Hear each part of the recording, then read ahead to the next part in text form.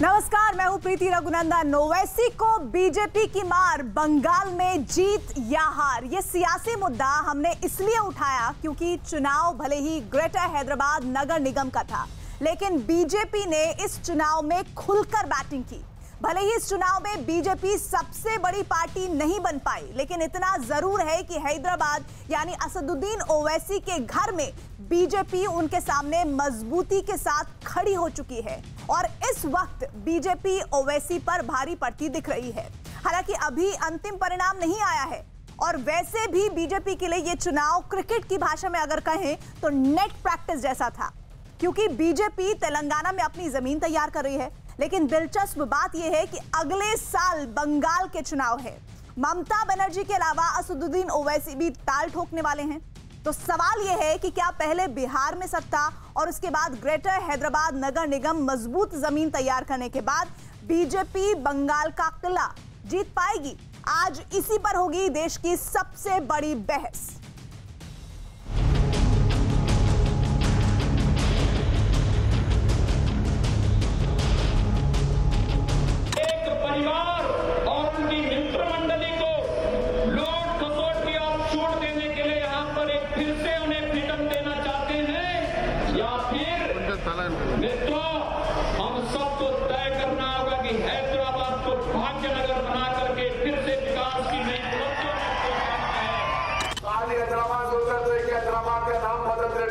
अरे तुम्हारी नस्लें खत्म हो जाएंगी, हैदराबाद का नाम हैदराबाद रहेगा इंशाअल्लाह। हर जगह नाम बदल देंगे। अरे तुम्हारा नाम बदल जाएगा पर हैदराबाद का नाम नहीं बदलेगा इंशाअल्लाह। भाई मैं जब कार्रवाई करता हूं तब तो हाय तौबा करते हैं पार्लियामेंट में, देखा नहीं है आपने? कितनी बड़ी आवाज में रोते हैं। और एक बार लिख कर मुझे दे दे, बांग्लादेशी और रोहिंग्या को निकालना है, बाद में मैं करता हूं। जरा लिख कर देने के लिए बोल दीजिए उनको। मुकाबला जब शुरू हुआ था तब शायद असदुद्दीन ओवैसी को अंदाजा भी नहीं रहा होगा कि दक्षिण के द्वार पर बीजेपी की दहाड़ इतनी जोरदार होने वाली है। ग्रेटर हैदराबाद नगर निगम चुनाव में पिछली बार मात्र 4 सीट जीतने वाली बीजेपी ने इस बार सबको चौंका दिया। शुरुआती रुझान में तो लगा कि बीजेपी सभी विरोधियों का पत्ता साफ कर देगी, लेकिन शाम होते होते बीजेपी की सीट घट। हालांकि इसके बावजूद बीजेपी का प्रदर्शन पिछली बार के मुकाबले काफी शानदार रहा। पहले चुनाव में हमारा पूरा सीट 4 था, वी वर ओनली एट 4।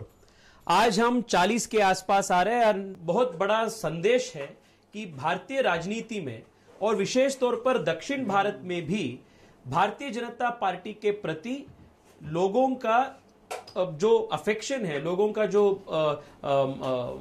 विशेष तौर पर सपोर्ट है, इसका एक बहुत बड़ा डायरेक्शन है और बहुत बड़ा रिफ्लेक्शन है लोगों का अफेक्शन और फेथ। पहले बिहार की सत्ता और अब जीएचएमसी में बेहतरीन प्रदर्शन के बाद बंगाल चुनाव के लिए बीजेपी को काफी बल मिलेगा। और दिलचस्प यह भी है कि बंगाल में भी ओवैसी पूरी तैयारी के साथ ताल ठोकने का ऐलान कर चुके हैं। यानी वहां भी ममता बनर्जी की पार्टी के साथ साथ बीजेपी को ओवैसी के साथ भी दो हाथ करना पड़ेगा। और आज की अगर बढ़त देखेंगे तो मुझे ऐसा लगता है कि दक्षिण भारत में बीजेपी की जो सीट थे पहले, फिर कर्नाटक हो या आंध्रा हो या केरल हो या तमिलनाडु हो, बीजेपी की ताकत बढ़ रही है। अभी इतने सीट हमारे पहले तेलंगाना में हो या आंध्रा में हो या तमिलनाडु में, केरल में कभी नहीं आए। इसका मतलब है कि मोदी जी के नेतृत्व में लोगों ने विश्वास किया है वहां। अगले साल की शुरुआत में तमिलनाडु चुनाव के लिए भी बीजेपी एआईएडीएमके के साथ तैयारी में जुट गई है। सवाल है, क्या हैदराबाद में बेहतरीन प्रदर्शन का फायदा बीजेपी को वहां भी मिलेगा? और क्या बंगाल के मोर्चे पर ओवैसी और ममता बनर्जी के लिए बड़ी चुनौती खड़ी होने वाली है? आज इसी पर होगी देश की सबसे बड़ी बहस। ओवैसी को बीजेपी की मार, बंगाल में जीत या हार?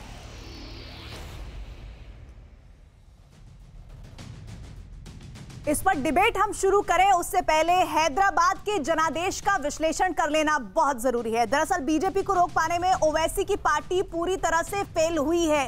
4 से 50 तक का जो सफर तय किया है बीजेपी ने, वो अपने आप में जबरदस्त है और एक संदेश भी है। वहीं ओवैसी के गढ़ में बीजेपी की जोरदार दस्तक हुई है।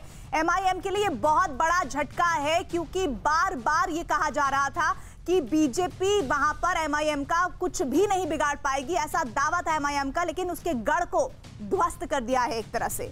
पिछली बार जीएचएमसी चुनाव में बीजेपी के पास मात्र 4 सीटें थी, और देखिए ये जो इस वक्त तस्वीर आ रही है, वो तस्वीर बता रही है कि 50 के आंकड़े को रुझानों में छूती हुई बीजेपी नजर आ रही है, यानी कि सेकंड सबसे बड़ी पार्टी बन रही है इन निगम चुनाव में। एक और महत्वपूर्ण बात, नगर निगम के क्षेत्र में लोकसभा की 5 और विधानसभा की 24 सीटें आती हैं, जिन पर सीधा असर तेलंगाना के विधानसभा चुनाव में होगा।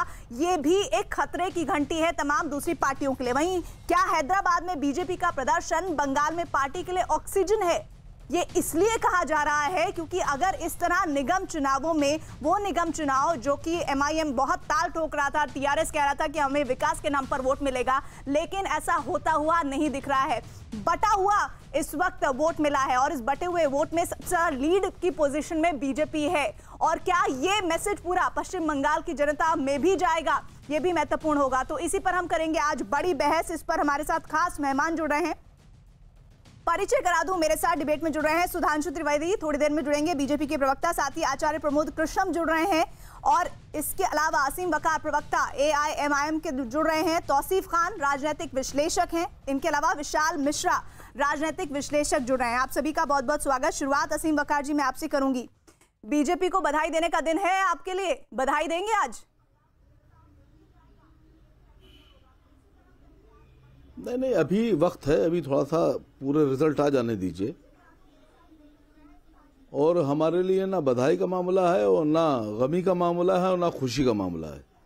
मजलिस-ए-इत्तेहादुल मुस्लिमीन पिछली बार 60 सीटें लड़ा था, 44 जीता था। इस बार हम 51 सीटें लड़े हैं। हमारा प्रदर्शन पहले से बेहतर हुआ है, हमारा स्ट्राइक रेट पहले से बेहतर हुआ है। मजलिस-ए-इत्तेहादी आपका, मैं वो जो आप बोल रही थी पहले वो सुन रहा था कि वो सेंध लगा दी और हिला दिया। मजलिस-ए-इत्तेहादुल मुस्लिमीन को एक नए पैसे का नुकसान नहीं हुआ है। मजलिस-ए-इत्तेहादुल मुस्लिमीन जैसे पहाड़ की तरह पहले खड़ी थी हैदराबाद में, आज भी वैसी खड़ी है। हाँ, आप लोगों ने शुरुआत जब सुबह की थी, जब देश के लोगों ने चैनल खोले और न्यूज़ लगाई और देखा, तो सारे चैनल एक जैसी न्यूज़ दिखा रहे थे, और पूरे हिंदुस्तान में आपने मैसेज दिया कि भारतीय जनता पार्टी का भागनगर बन गया।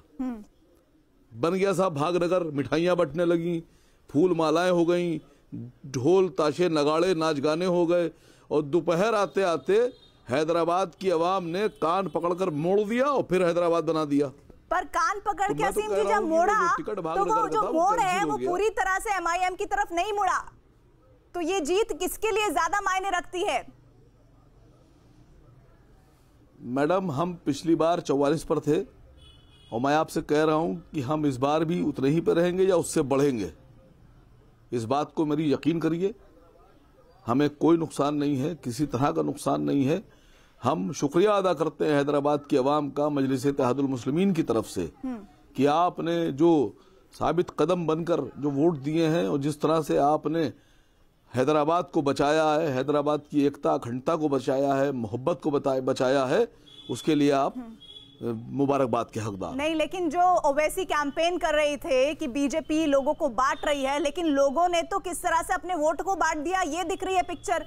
आप लोग किस तरह से गलत साबित हुए ये तो मानेंगे। आपका स्ट्राइक रेट अच्छा रहा, ये बिल्कुल सही है। तो जब हमारा स्ट्राइक रेट अच्छा रहा तो हम गलत कहां साबित हुए? नहीं, लेकिन बीजेपी इतनी सीटें ले लेगी, ये आपको यकीन था? रुझानों में जो अभी पिक्चर आ रही है, जिसमें कमोबेश आसपास ही रहेंगे आंकड़े, तो आपको लगता है, आप तो ये बार बार कह रहे थे कि देखिए किस तरह से इन्हें बिल्कुल दरकिनार कर देगी हैदराबाद की जनता, ऐसा तो बिल्कुल नहीं दिख रहा है। नहीं, मुझे तो साहब जब भारत के गृह मंत्री और सब जाने लगे तो मुझे तो बहुत अफसोस हुआ कि सर्जिकल स्ट्राइक करेंगे हैदराबाद पर। सर्जिकल स्ट्राइक तो दुश्मन देश पे की जाती है, विदेश में की जाती है, जो हमारा दुश्मन मुल्क है उस पर की जाती है, और पुराने हैदराबाद पे कहा सर्जिकल स्ट्राइक कर देंगे। भारत के गृह मंत्री हैदराबाद को भारत का हिस्सा ही नहीं मानते। हैदराबाद को उन्होंने विदेश मान लिया, एक दूसरा देश मान लिया। एक गृह मंत्री देश का अगर ये अपने ही मुल्क के बारे में कहे कि साहब इस हिस्से में हम स्ट्राइक करेंगे, सर्जिकल स्ट्राइक करेंगे, सर ये तो सोचने का विषय है। चलिए सुधांशु जी, जो ये आप बातें बोल रहे हैं ना असीम वकार जी, उस पर मैं जरूर उनसे जवाब लूंगी, लेकिन आपके गढ़ में जिस तरह से एक बड़ी आपको चोट पहुंचाने की कोशिश बीजेपी ने किया, उस पर आप क्या जवाब दे रहे हैं, वो मैं दोबारा आपसे चाहूंगी कि आप उस पर बात रखें। इस बीच विशाल मिश्रा हमारे साथ हैं, आरएसएस से जुड़े हुए रहे हैं और राजनीतिक विश्लेषक हैं। विशाल, देखिए, सेंध लगाने की जो बात की जा रही है बीजेपी की तरफ से, वो सेंध उस लिहाज से नहीं लगी है, क्योंकि अगर जो बात असीम वकार कह रहे हैं, भाई हमारा स्ट्राइक रेट तो भाई 51 का था, अभी हम 42 पर नजर आ रहे हैं, तो हमने तो बहुत अच्छा किया है। देखिए, इसमें कोई दो राय नहीं कि बिल्कुल सेंध ही नहीं, भारतीय जनता पार्टी ने करारी चोट की है अलगाववाद की राजनीति पर, भारतीय जनता पार्टी ने चोट की है तुष्टीकरण की राजनीति पर। आप हमें ये बताइए कि जो लोग वंदे मातरम बोलना मुनासिब नहीं समझते, उचित नहीं समझते, भारत माता की जय बोलना उचित नहीं समझते, हिंदुस्तान शब्द का उल्लेख करना उचित नहीं समझते, फिर वो हिंदुस्तान से किस बात की उम्मीद करते हैं? और उम्मीद करते हैं कि जनता उनको वोट दे। तो अब इस चुनाव में भारतीय जनता पार्टी जो सबका साथ, सबका विकास और सबको साथ लेकर सबके विश्वास की बात करती है, उसने वहां की जनता को कम से कम जागरूक करा दिया कि देखिए इनकी डिमांड क्या है, किस प्रकार की राजनीति ये करते हैं। मैं आपको बताना चाहूंगा, ये 21वीं सदी का भारत है, भारत बदल चुका है। यह वह भारत नहीं है जो 1947 के समय, आजादी के समय पर था। जनता जागरूक हो चुकी है और वो भारतीय जनता पार्टी ने आज की डेट में इस बात को स्थापित कर दिया है कि राष्ट्र हित से समझौता कभी नहीं होगा, राष्ट्र हित सर्वोपरि। जननी जन्मभूमि स्वर्गादपि गरीयसी, जननी राष्ट्र से बढ़कर कुछ होता है, लेकिन नहीं, अलगाववाद की राजनीति करना ही इन लोगों का मकसद बन गया है। बात कर रहे हैं, मैं एक प्रश्न पूछना चाहूंगा, वहीं से ही कैंडिडेट क्यों उतारे जाते हैं? क्यों भाई 151 सीट पर आपने क्यों नहीं लड़ा? क्यों आप केवल 51 सीट पर चुनाव लड़े? 150 सीटें हैं, क्यों आप 51 पर लड़े? और क्यों? क्योंकि उन्हीं सीटों पर चुनाव लड़ा गया जहां पर एक विशेष धर्म जाति के लोगों का बाहुल्य है।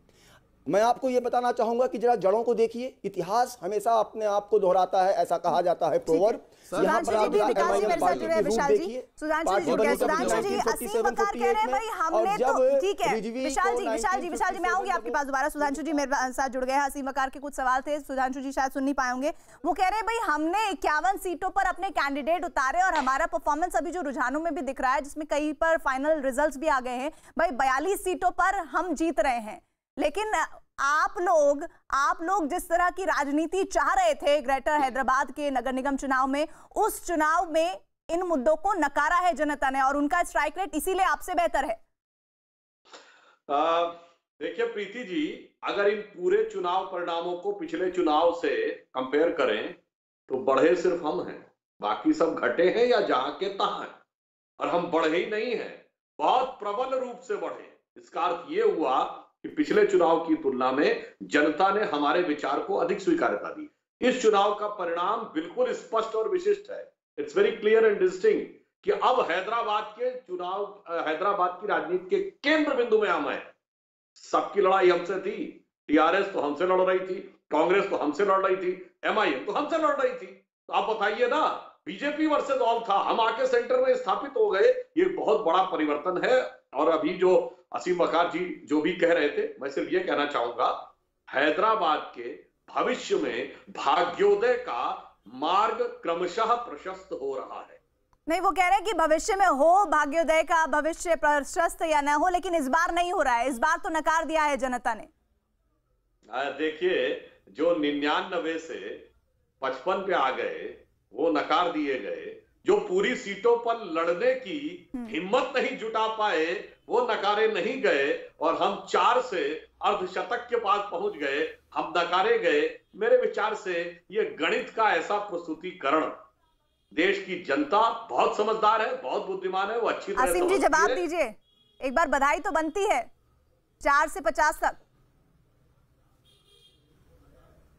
नहीं, बिल्कुल, देखिए आप जीते हैं उसमें कोई बात नहीं है, हम लोकतंत्र का हिस्सा हैं और भारत का जो तरीका है वो ये है कि चाहे हमारे खिलाफ लड़े हों, चाहे हमारे साथ लड़े हों, चाहे हमारे दुश्मनी में लड़े हों, हमारे अगेंस्ट जाके लड़े हों, आप जीते हैं, अच्छी बात है, ठीक है, बहुत अच्छी बात है, लेकिन आपको मुस्कुराना पड़ेगा मेरे साथ। जैसे होता ना, मुस्कुराइए लखनऊ में है, सुधांशु जी मुस्कुराइए कि आप अभी भी हैदराबाद में हैं। आइए मुस्कुराते हैं दोनों लोग, आइए, हम सब अभी भी हैदराबाद में हैं साहब, मुबारक हो आपको। तो वैसे भी मुस्कुराते ही हैं असीम वकार जी। देखिए असीम वकार जी, आप भी लखनऊ से हैं और हम भी लखनऊ से हैं, तो मुस्कुराना और अदब और एहतराम तो हमारी फितरत में है। मगर जहां तक हैदराबाद की बात है तो मैं ये कहना चाहूंगा, हैदराबाद दुनिया के नक्शे पर साइबराबाद बन के कब उभरा था? जब सेंटर में हमारी सरकार थी, वाजपेयी जी की सरकार, और यहाँ प्रदेश में टीडीपी थी जो हमारे एलआई थे। तो हमने हैदराबाद को एक नया स्वरूप दिया था, एक अंतर्राष्ट्रीय पहचान दी थी, और अब मोदी जी की सरकार आई है। यदि हमें यहाँ पर प्रभावशाली रोल प्ले करने को मिला तो आप आश्वस्त रहिए, अब हैदराबाद उस पुरानी मानसिकता से मुक्त होकर 21वीं सदी की नई मानसिकता में आएगा। वो दिन लग गए। सुधांशु जी, भाग्यनगर की तरफ कदम आगे बढ़ा रही है बीजेपी। देश पे हुकूमत की है, वो 800 साल वाले। सुधांशु जी, भाग्यनगर की तरफ कदम आगे कब बढ़ाएगी बीजेपी? देखिए, मैं असीम वकार साहब से एक और बात कहना चाहूंगा। ये लखनऊ में कहावत होती है, वो दिन लद गए जब उस्ताद लल्लू खां फाख्ते उड़ाया करते थे। तो मैं ये कह रहा हूं, भाग्योदय की तरफ कदम बढ़ाया है हैदराबाद ने, और अब हैदराबाद में वो दिन लद गए जब उस्ताद लल्लू खां फाख्ते उड़ाया करते थे। कमेंट दे दीजिए असीम जी एक छोटा सा। देखिए, एक साहब ने हमसे बहुत, सुधांशु भाई बहुत गौर से सुनिएगा, मैंने कहा आप लोग इतना नाम क्यों बदलते हैं? कहले बदलते कहाँ हैं, जो पुराना नाम है वो रख देते हैं, जो आप लोगों ने नए नाम रखे थे वो बदलकर पुराना नाम रखा जा रहा है। तो मैंने कहा अच्छा, जो पुराना नाम था आप वही रखते हैं? कहने के जी। तो मैंने कहा साहब, एक हमारी यहाँ हजरत हैं, उनके वालिद साहब ने उनका नाम दूसरा रखा था और बाद में उनका नाम बदलकर दूसरा रख दिया गया। सुधांशु जी समझ गए। तो साहब, ये फ्रस्ट्रेशन तो नहीं है कि नाम मेरा बदला गया तो हम पूरे भारत के बदल देंगे, कि अगर हमारा नाम बदल दिया गया है तो अब हम छोड़ेंगे कुछ नहीं, पूरे भारत के नाम बदल देंगे। सुधांशु जी, कहीं ये फ्रस्ट्रेशन तो नहीं है? वकार जी, संभल कर क्यों बोल रहे हैं? जो समझदार है वो तो समझ जा रहे हैं, लेकिन जो अनाड़ी है उन्हें भी समझा दीजिए जरा। इतना संभल कर अगर आप बोल रहे हैं तो इसका मतलब है कि कुछ आप चोट करना चाहते हैं। सुधांशु जी जवाब दे दीजिए छोटा सा, जिसको समझना है वो समझ गया इस बात को। वैसे तो मैं इनके लिए नहीं बोलूंगा। नहीं, सुधांशु जी ये बताइए, आप सुधांशु जी खाली ये बता दीजिए कि सुधांशु जी ये बता दीजिए कि हजरत का नाम कब बदल रहे हैं आप लोग, जो सबके नाम बदल देते हैं? देखिए, हम ये बात कह रहे हैं, नाम तो बहुत सारे लोगों ने बहुत नाम धरे हैं राजनीति में, अपने सरनेम बदले हैं, नाम बदले हैं, देश में लंबे समय तक डोमिनेट किया है। मगर जो बात असीम वकार साहब ने कही थी, हमने कोई नाम परिवर्तन नहीं किया है, हमने परावर्तन किया।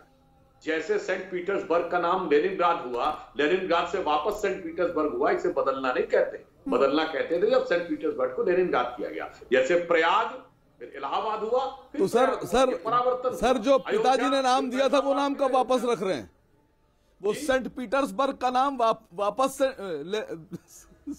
वो हो गया जनाब, वो लेनिनग्राड का, आप समझ रहे हैं सर, वो हो गया जनाब, बहुत दिन हो गए, हो गया। अच्छा ये बताइए, अच्छा सर ये बताइए, माननीय मुख्यमंत्री जी का नाम क्या था ओरिजिनल? आपने जो बड़ी अच्छी बात कही है जनाब, माननीय मुख्यमंत्री जी सन्यासी हैं, और जब सन्यासी व्यक्ति बनता है तो चूंकि वह अपना पिंड दान कर देता है, यानी यह मान लिया जाता है कि उसने अपने उस जीवन को की आहुति दे दी, तो उसके साथ उस जीवन से जुड़ा हुआ नाम, रूप और उपाधि, मैं पुनः कह रहा हूं, नाम, रूप और उपाधि तीनों जो है तिरोहित कर दिए जाते हैं, इसलिए नया नाम दिया जाता है। आचार्य प्रमोद कृष्ण जी यहाँ बैठे, संन्यास परंपरा की इनको भी जानकारी होगी कि जब सन्यासी होता है तो वो पिंडदान कर देता है। तो उमा भारती जी ने भी ये किया था, वो मध्य प्रदेश के मुख्यमंत्री नहीं थी। उसी प्रकार योगी जी भी एक सन्यासी परंपरा के, वो तो एक मठ के मठाधीश है। तो इसलिए नाम वो गत जन्म के साथ समाप्त, और यहाँ एक नया स्वरूप आता है। अच्छा, हमें तो लग रहा था कि हैदराबाद के निगम चुनावों पर बात होगी और उस पर यह तय किया जाएगा कि मेरी जीत बड़ी है कि तुम्हारी जीत बड़ी है, लेकिन इस बीच तो एक अलग ही कहानी जो बरसों से चली आ रही है, घेरा घेरने की, वो शुरू हो गई। बहरहाल, मैं इस बीच आचार्य प्रमोद कृष्णम जी का रुख करना चाहती हूँ। आचार्य जी, आपने आज एक ट्वीट किया जिसमें आपने लिखा, हिंदुत्व की लहर ने हैदराबाद हिलाया। ये हिंदुत्व की लहर पर आप कब से बात रखने लग गए? मन बदल तो नहीं रहा आपका? प्रीति जी, बीजेपी ये चाहती है कि उनको छोड़ के सारी पार्टियां हिंदू विरोधी घोषित हो जाएं, और निरंतर इस पे काम हो रहा था और वो अपने मकसद में काफी हद तक कामयाब हो चुकी हैं। दूसरी बात, जो आज की बात है, तो मैं वकार साहब को भी बधाई देना चाहूंगा और बीजेपी को भी बधाई देना चाहूंगा। दोनों की वाकई जीत है। और जहां तक अभी चर्चा में सुन रहा था, तो मैं इसे कहने में मेरा मुझे झिझक नहीं है कि भारतीय जनता पार्टी को ये मालूम है कि दक्षिण भारत का जो हिंदू है वो बहुत ही अधिक क्रिया कर्म और रिलीजियस एक्टिविटीज को मानने वाला हिंदू है। तो बीजेपी इस अपने जो फॉर्मूले को और दक्षिण भारत में बड़ी कुशलता से लाने में सफल रही है। और आप देख लीजिएगा कि वो एक पार्टी कहेगी कि हैदराबाद का नाम बदलना है, दूसरी कहेगी तुम बदल नहीं सकते हो। ये पूरी की पूरी जो जीत है और हार है और जो लड़ाई है, ये हिंदुत्व की एक नई प्रयोगशाला दक्षिण भारत में शुरू हो चुकी है। और इस बात को तमाम राजनीतिक दलों को समझना चाहिए जी। और जहां तक सवाल है कि हैदराबाद में बीजेपी का मेयर नहीं बना है, उससे कोई फर्क नहीं पड़ता। आचार्य जी, 2023 का आचार्य जी, आपने बीजेपी की कुशलता के बारे में तो बता दिया, लेकिन कांग्रेस पार्टी की अकुशलता के बारे में भी कुछ बताइए। 2 पर कैसे आ गए आप? ना 3 में है ना 13 में है। प्रीति जी, बात आप बिल्कुल ठीक कह रही हैं। हैदराबाद को तेलंगाना और आंध्र प्रदेश का जो बंटवारा हुआ था, तो उसमें बहुत दिनों तक एक मूवमेंट चला था, बड़ी मांग थी लोगों की, बड़े लोगों ने आत्मदाह किए थे, आंदोलन किए थे, तब जाके तेलंगाना बनाया। तेलंगाना वजह से बना था, ये भी बता दीजिए, बहुत सारे लोगों को नहीं पता होगा। और वो जो पार्टी है वो आज 2 पर सिमट गई है, ये बहुत दुखद है कांग्रेस पार्टी के लिए कि नहीं? अब प्रीति जी, जब राजनीति सेवा के नाम से हटके, सद्भावना के नाम से हटके, संविधान के नाम से हटके धार्मिक आधार पे होने लगती है, तो फिर इस देश में यही होगा, जो हिंदुओं को गाली देगा वो भी जीतेगा, और जो मुसलमानों को गाली देगा, मुसलमानों को पाकिस्तानी बताएगा, तो वो भी जीतेगा। आचार्य जी, फिर जनेऊदारी हिंदू क्यों हो जाता है चुनाव में? देखते रहेंगे। तो ये भी तो बताइए, अगर ऐसा ही है, धर्म के नाम पर ही राजनीति हो रही है, तो जो लोग धर्म के नाम पर राजनीति नहीं करते आए थे, तो वो भी जनेऊदारू हिंदू क्यों हो जाते हैं उन चुनावों के समय? प्रीति जी, मैं फिर इस बात पे अपनी बात को दोहराता हूं कि मैंने ट्वीट किया है कि जो हिंदुत्व है उसकी हवा ने हैदराबाद को हिला दिया है। तो मेरी बात को इंडोर्स किया जाए, भविष्य इसका फैसला करेगा। और प्रीति जी, आप भी यही हैं, मैं भी यही हूँ, दक्षिण भारत हिंदुत्व की राह पे चल पड़ा है। इसकी बधाई सुधांशु जी को। तो यानी कि आप प्रत्यक्ष रूप से ये कह रहे हैं कि दक्षिण भारत का किला भी बीजेपी के कब्जे में आने वाले दिनों में होने वाला है? नहीं, मैंने ये नहीं कहा। मैंने ये कहा है कि दक्षिण भारत हिंदुत्व की राह पे चल दिया है। बीजेपी अपनी राजनीति में सफल हुई है। तमाम विरोधी दलों को इस पे चिंतन करना चाहिए कि ऐसा क्यों हुआ। जहां तक सवाल आपने कांग्रेस का उठाया, मैं कहना चाहता हूं, कांग्रेस पार्टी ने ही तेलंगाना बनाया था, तो वोट तो कांग्रेस को मिलना चाहिए था। लेकिन वोट विकास के नाम पे, सद्भावना के नाम पे और संविधान के व्यवस्था के नाम पे अब नहीं हो रहा है। जो हिंदुओं को गाली देगा वो जीतेगा, और जो मुसलमानों को गाली देगा वो जीतेगा। ये प्रत्यक्षम किम प्रमाणम, ये प्रत्यक्ष को प्रमाण की आवश्यकता नहीं है। और मैं कहना चाहता हूं कि बीजेपी अब ये ठोक के कहेगी कि 2023 में हमारी सरकार बनेगी, हम हैदराबाद का नाम बदल देंगे, और ओवैसी साहब की पार्टी कहेगी हम बदलने नहीं देंगे। तो मैं तो बड़े साफ शब्दों में इस कांग्रेस की हार को स्वीकार कर रहा हूं और इनको बधाई दे रहा हूं।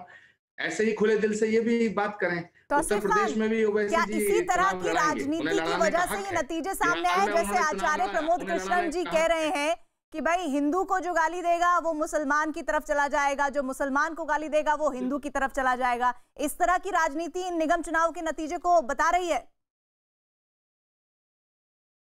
चिंता बढ़ी आपकी? देखिए, ये तो एक बहुत हिस्टोरिक चुनाव रहा है।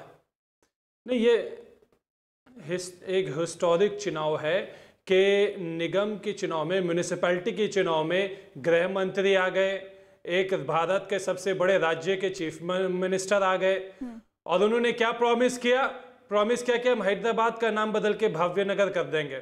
लेकिन हैदराबाद की जनता ने उनको नकार दिया। हैदराबाद की जनता ने उन्हें बताया कि आप काम में ध्यान दो, जीडीपी में ध्यान दो, किसानों की दुख दर्दी को समझो, लेकिन ये नाम बदलने वाला मामला खत्म करो। देखिए ये बीजेपी की नंबर 2 इन चुनावों में बीजेपी पार्टी बनी है, कहाँ नकारा? तो नकारा कहाँ है? नकारा कहाँ है बताइए? नकारा नहीं है, उनकी जीत हुई है। बीजेपी की मेयर बनने वाली है? नहीं, नकार तो दिया। अरे गृह मंत्री ने कहा कि बीजेपी का मेयर बनेगा। क्या बीजेपी का मेयर बनने वाला है? नहीं बनने वाला है। देखिए बीजेपी की राजनीति कैसी है कि वो हमारे कैलकाटा का आप उदाहरण ले लीजिए। ये कैलकाटा हमारे शहर जो कोलकाता हमेशा से कहा जाता था, जो कि बंगाली साउंडिंग है, उसको अंग्रेज के जमाने में कैलकाटा कहा जाता था। 2001 में बंगाल सरकार ने उसे वापस कोलकाता कर दिया। ठीक उसी तरह कोलकाता पोर्ट था। ये हमारे बीजेपी के प्रधानमंत्री जी नरेंद्र मोदी जी कोलकाता पोर्ट में आए, उसका नाम बदल के श्यामा प्रसाद पोर्ट कर दिया। तो अब ये क्या करना चाहते हैं? क्या ये आकर के फिर से 2021 के चुनाव में कहेंगे कि हम कोलकाता का नाम बदल करके दीनदयाल उपाध्याय नगर कर देंगे? तो देखिए इस तरह की राजनीति से उनको कोई लाभ मिलने वाला नहीं है। अब आप कहते हैं कि भाई वोट तो उनको मिल रहा है, सीट तो मिल रहा है, तो देखिए इस तरह के एलिमेंट, फंडामेंटलिस्ट एलिमेंट हर जगह रहते हैं। उनको ये पसंद आते होंगे तो वो उनको वोट देते होंगे, लेकिन ये मेन स्ट्रीम में कभी आने वाले नहीं है। इनको मेजोरिटी मिलने वाला नहीं है। क्या बात आप कह रहे हैं? मेन स्ट्रीम में आने वाले नहीं है। आप अगर ये स्क्रीन देख रहे हो, ये टेली देखिए ना, ये टेली देखिए जो बता देगी कि किस तरह बीजेपी का कद इन निगम चुनावों में बढ़ा है। मतलब 10 गुना से भी ज्यादा उनको सीटें मिली है। तो आप कह रहे हैं कि नकार दिया, ये कौन से नकारने की फिलॉसफी बता रहे हैं आप? टीआरएस, मैं बता रहा हूं नकार दिया। क्या बीजेपी की मेयर बनने वाले हैदराबाद में बनने जा रही है? आपके जो हमारे जो गृह मंत्री गए थे कैंपेनिंग करने, उन्होंने बोला कि बीजेपी का मेयर बनेगा। उन्होंने बोला कि यहाँ के कल्चर बदल देंगे, यहाँ के शहर का नाम बदल देंगे। क्या वैसा होने वाला? वैसा नहीं होने वाला। ये बंगाल में आएंगे, क्या बंगाल का कल्चर बदल देंगे? बंगाल का कल्चर नहीं बदलेंगे। बंगाल का कल्चर जो है मांस मच्छी का कल्चर है। बंगाल का कल्चर काली पूजा में प्रसाद चढ़ाया जाता है मटन का।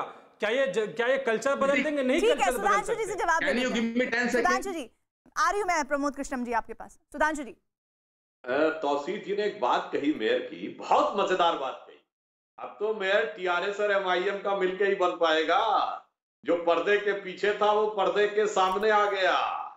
जो पीछे से मिली हाथ मिलाए थे, अब तो सामने आके मेयर बनाना पड़ेगा ना तौसीफ जी।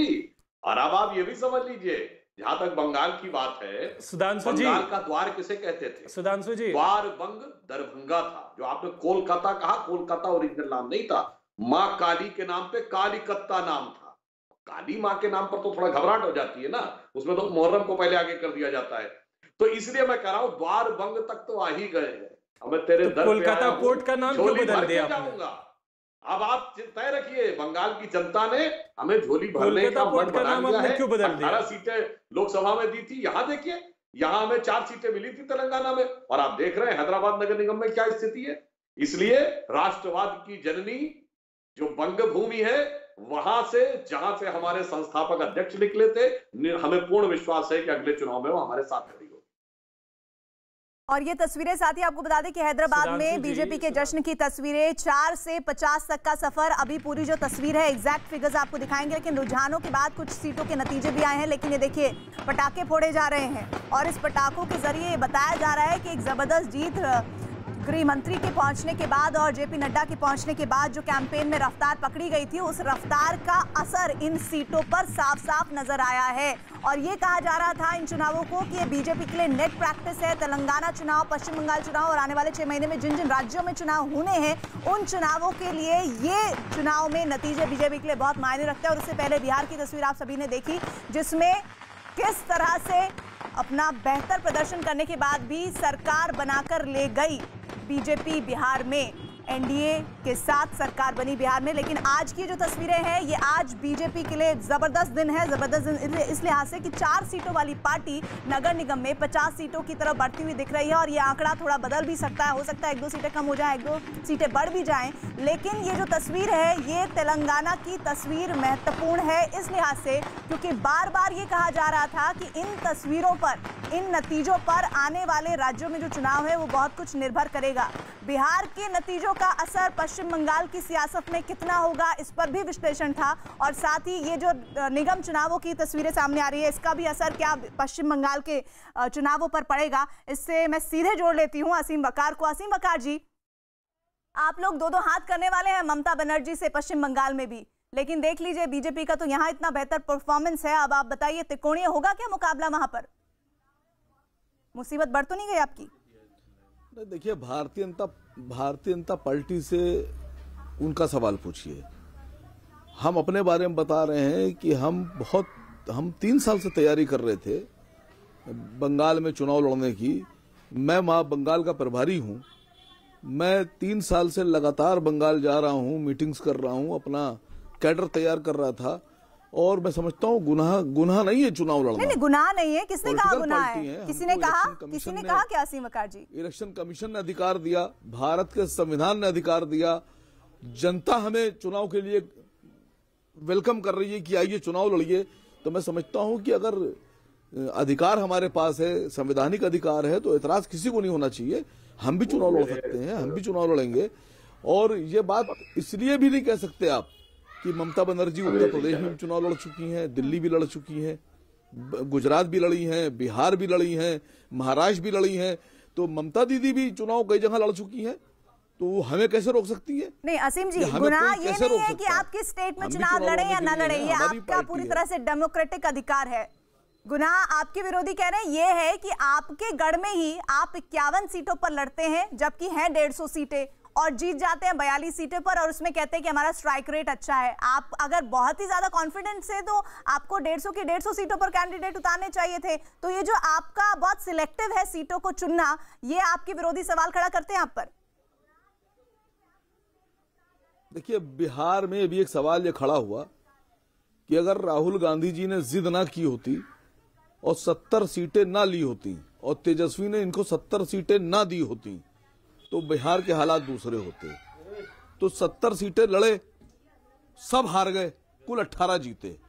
तो ये ज्यादा बेहतर है कि हम 51 लड़कर 44-45 जीत जाएं, ये बेहतर है। भाई वो बिहार कांग्रेस का गढ़ नहीं है, अपना तरीका लेकिन है। आप लोगों का ये दावा था कि यहाँ पर आपका दबदबा है। आप बार बार ये बीजेपी को ताल ठोक कर कह रहे थे कि भाई ये बांटने वाली राजनीति नहीं चलेगी। तो उस जगह पर आपने 150 कैंडिडेट क्यों नहीं उतारे? देखिए, जहां हमारा दबदबा था, आज भी हमारा दबदबा वहां है।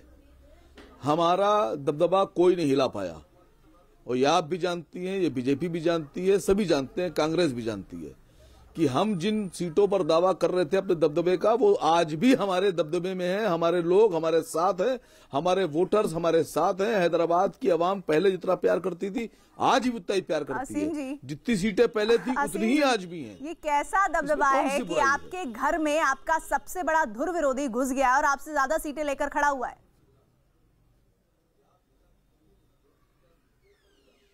नहीं, देश है, भारत है, सबका है। जिसका जहां दिल चाहे चुनाव लड़े, वोटर है, उसने वोट दिया है, इस बात से इनकार नहीं किया जा सकता। वो भारत के ही लोग हैं जिन्होंने वोट दिया है, और जो चुनाव जीते हैं वो भी भारत के लोग हैं, और जो चुनाव लड़े हैं वो भी भारत के लोग हैं। तो हम तो इतराज नहीं कर रहे हैं इसमें। अब हम तो बीजेपी नहीं है कि हम सर्जिकल स्ट्राइक कर दें, या हम विदेशी कह दें, या हम आतंकवादी कह दें, या हम पाकिस्तानी कह दें। हम नहीं है सरिंग की तरह से, हमारी सोच अलग है। हम सबको देश का नागरिक मानते हैं, सबका अधिकार मानते हैं। लेकिन फिर भी बीजेपी की इतनी बड़ी जीत का उसको श्रेय नहीं देंगे? नहीं, क्या श्रेय चाहती हैं? अब मैं डांस तो नहीं कर पाऊंगा साहब, नगाड़ा लेकर मुबारकबाद दे सकता हूं। खतरे की घंटी नहीं, डांस तो मत ही करिए। डांस तो बीजेपी के कार्यकर्ता नेता कर ही रहे होंगे, वो आप मत करिए। लेकिन आप अपनी परफॉर्मेंस के हिसाब से उनकी परफॉर्मेंस को देखिए कि क्या तरीका है। आपके लिए खतरे की घंटी आप बताइए, पश्चिम बंगाल में किस तरह से आप दो हाथ करने की तैयारी कर रहे हैं? नहीं, दो हाथ नहीं, हम चुनाव लड़ने की तैयारी कर रहे हैं। असद साहब को रिपोर्ट सौंप दी गई है, असद साहब इस पर फैसला लेंगे।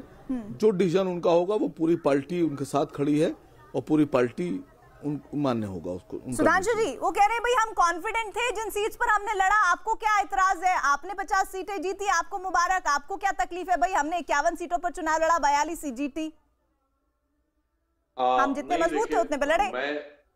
नहीं, हमें कोई तकलीफ नहीं है। अभी प्रीति जी आपने इनसे कहा कि इस बात को एक्सेप्ट करें या बधाई दें, वो मुझे लगता है उचित नहीं था, क्योंकि इनकी जो दिली और दिमागी और जेहनी हालात है, तो मुझे मुगल आजम का वो डायलॉग याद आता है ना, जब्त मैं करूं जिसकी दुनिया वीरान हो रही है।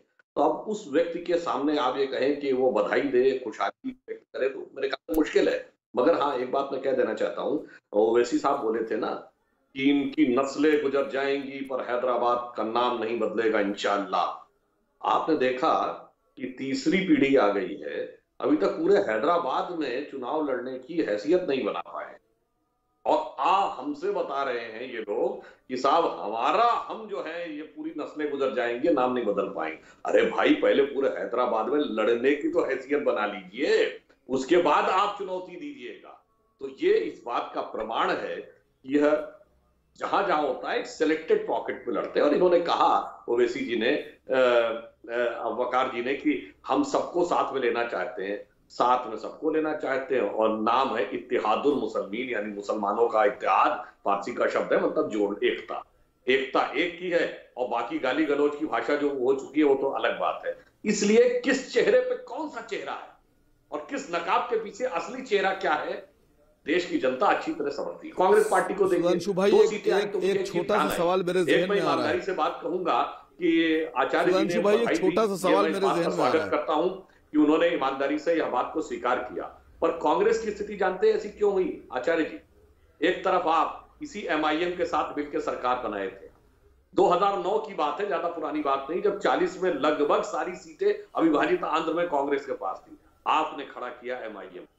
फिर आपने मुस्लिम लीग के साथ गठबंधन भी है और शिवसेना के साथ भी है। जनाब, एक कहावत है कि चलती चक्की देख के दिया कबीरा रोए, और दो पाटन के बीच में साबुत बचे न होए। अब आप सोचेंगे कि हम मुस्लिम लीग के भी गठबंधन सहयोगी और शिवसेना के भी गठबंधन सहयोगी, और उसके बाद जनता इन दोनों के बीच में हमारा दोहरा चरित्र नहीं समझेगी, तो फिर जनाब 2 सीटों वाली स्थिति होगी। दोहरे चरित्र की वजह से प्रमोद कृष्णम जी, कांग्रेस की हालत है। देखिए, दोहरे चरित्र पर मैं कहना चाहता हूं कि एक ही साथ शिवसेना के आप साथ थे और कश्मीर में महबूबा मुफ्ती के साथ थे, जो हिंदुस्तान को कभी अपनाती नहीं है और पाकिस्तान को अपना देश बताती है खुलेआम।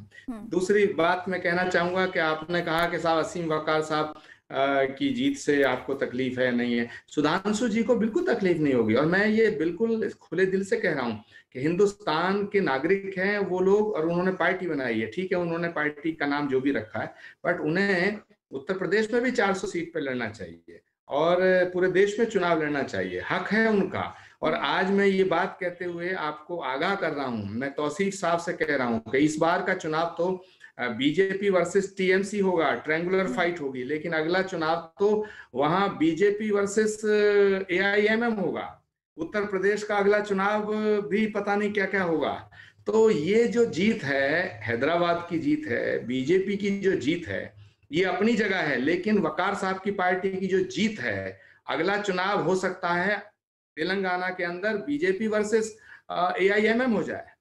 तो ये कोई बड़ी बात नहीं है। लेकिन आचार्य जी, आप लोग लड़ रहे हैं बीजेपी से, ये बता रहे हैं कि इस स्टेट में बीजेपी वर्सेस MIM हो जाएगा, उत्तर प्रदेश में भी ऐसा ही हो सकता है, लेकिन कांग्रेस वर्सेस कब होगा?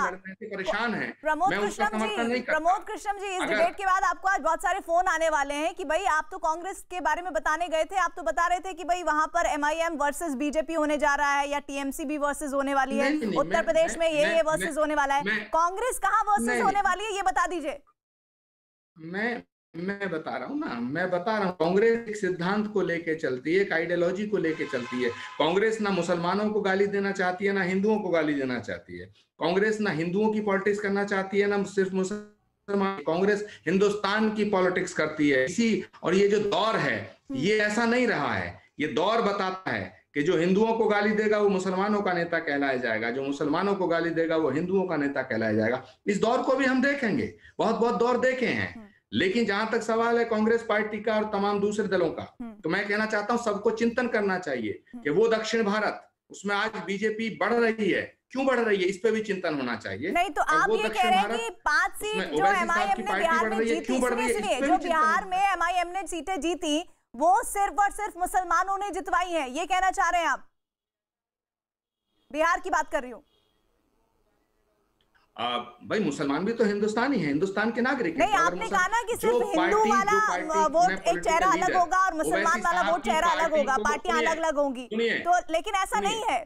आप सुनिए आप ऐसा अगर कह रहे हैं तो ये गलत है। बिहार के मामले में तो कम से कम गलत ही था, अगर आप देखेंगे उसकी डिटेल रिपोर्ट। लेकिन मैं ये कहना चाह रही हूँ कि क्या वाकई में बीजेपी और एमआईएम की राजनीति के बीच कांग्रेस अपने आप को कैसे पोर्ट्रे करे, कैसे आगे बढ़ाए, वो उसको समझ नहीं आ रहा है। कितने एग्जाम्पल्स लेने पड़ेंगे आचार्य जी? वो बिहार का भी एग्जाम्पल लेना चाहती है, वो नगर निगम चुनाव का भी एग्जाम्पल लेना चाहती है, और कितने एग्जाम्पल्स खड़े करने पड़ेंगे कि तब जाकर कांग्रेस पार्टी को समझ आएगा कि भाई अब ऐसा नहीं चल पाएगा।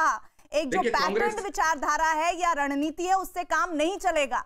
देखिए, कांग्रेस पार्टी एक नेशनल पार्टी है और कांग्रेस पार्टी की गलती ये रही कि रीजनल पार्टीज के पीछे हम हर जगह खड़े होते चले गए। हमने सेक्युलरिज्म को बचाने के लिए रीजनल पार्टी को सपोर्ट किया। ये हमारा ब्लेंडर मिस्टेक था।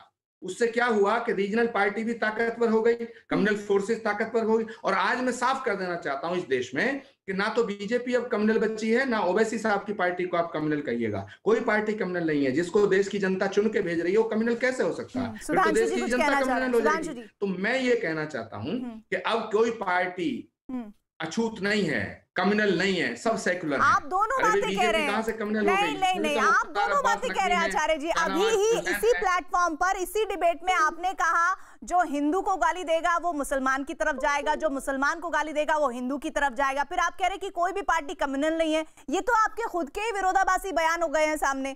खैर, सुधांशु जी मैं दोबारा आऊंगी आपका। सुधांशु जी, हिंदुओं के खिलाफ बोलने और एक्ट करने के मैं दर्जनों उदाहरण बता सकता हूं। कांग्रेस के मुस्लिम के खिलाफ वाला शायद आचार्य जी या कोई भी कांग्रेस का व्यक्ति नहीं गिना पाएगा। अभी आचार्य जी ने एक बात कही, वहां से जानते मेरे क्या बात, आज का दौर नहीं है जनाब। ये सांप्रदायिकता की जब आप आग से खेलना शुरू करते हैं तो आग कहां पे जाकर रुकेगी पता नहीं लगता। 1970 में मुस्लिम पर्सनल लॉ बोर्ड किसने बनवाया? इंदिरा जी ने। देश के इतिहास में पहली बार यदि किसी मुस्लिम धर्मगुरु से फतवा जारी कराया तो 1980 में इमाम बुखारी से इंदिरा जी ने। दूसरा फतवा जारी कराया 1989 में वीपी सिंह ने। उनसे ज्यादा तेज मुस्लिम पॉलिटिक्स कर दिए। फिर वीपी सिंह से ज्यादा तेज मुलायम लालू कर दिए, खींच लिए। वीपी सिंह धड़ाम से नीचे गिर गए आके।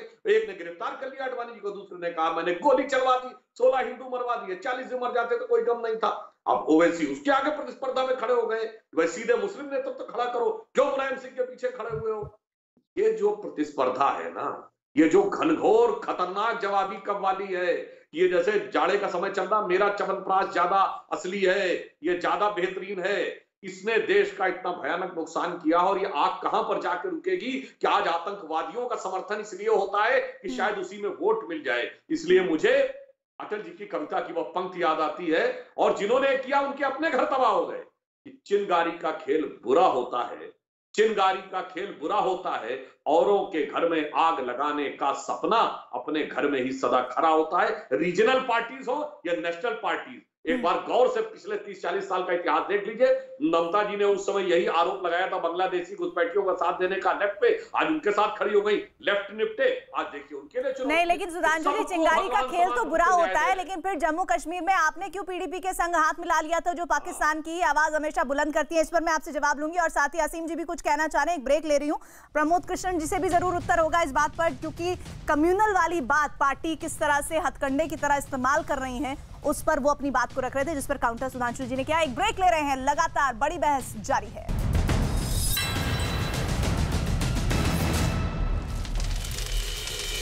वेलकम बैक, आप देख रहे हैं आर पार। आर पार में आज का मुद्दा है ग्रेटर हैदराबाद नगर निगम चुनाव के जरिए एक बड़ा संदेश दिया गया है। पश्चिम बंगाल खासतौर पर उस विधानसभा के चुनाव जिसको लेकर बीजेपी की तैयारी और टीएमसी की तैयारी जबरदस्त है, लेकिन इस नेट प्रैक्टिस मैच को किस तरह से देखा जा रहा है बाकी दलों के जरिए? बाकी बड़ा पैनल हमारे साथ जुड़ा हुआ है, मैं सीधे रुख कर लेती हूं इस वक्त तौसीफ खान का। तौसीफ खान, ग्रेटर हैदराबाद नगर निगम के चुनाव पश्चिम बंगाल के विधानसभा चुनाव के लिए क्या संदेश देते हैं? देखिए, संदेश बहुत सीधा है। जो रिजल्ट हैदराबाद में आया है, जो प्रॉमिस गृह मंत्री ने किया था और बीजेपी के नेता ने किया था, उसके बाद अभी जो रिजल्ट है कि उल्टी पड़ गई सब तदबीरें, कुछ भी प्रोपेगेंडा ने काम ना किया और नफरत की राजनीति ने ही बीजेपी का काम तमाम किया। ये जो है नफरत की राजनीति का जवाब वहाँ देश की जनता हर जगह पे बीजेपी को उसका जवाब देगी कि आपकी नफरत की राजनीति नहीं चाहिए। आप सच्चे मन से काम की बात कीजिए, मुद्दों की बात कीजिए। जो हमारा जीडीपी का क्या हाल है, आपने जो वादा किया था, देश का बेड़ा गर्क कर दिया है, आपने रेलवे बेच दिया, आपने एयरपोर्ट बेच दिया, ये सब नहीं चलेगा। इसी मुद्दे पे देश के हर एक कोने में आप देखिए, दिल्ली में उनका क्या हाल हुआ। दिल्ली में उन्होंने बोला था गोली मारो सालों को, पश्चिम बंगाल में ये आंकड़े क्या बताएंगे? बीजेपी की जमीन मजबूत करेंगे ना। अगर 150 में 50 सीटें जीत रही है नगर निगम चुनाव में, तो इसका मतलब क्या है? टीएमसी दीदी के गढ़ में सेंध लगेगी कि नहीं लगेगी?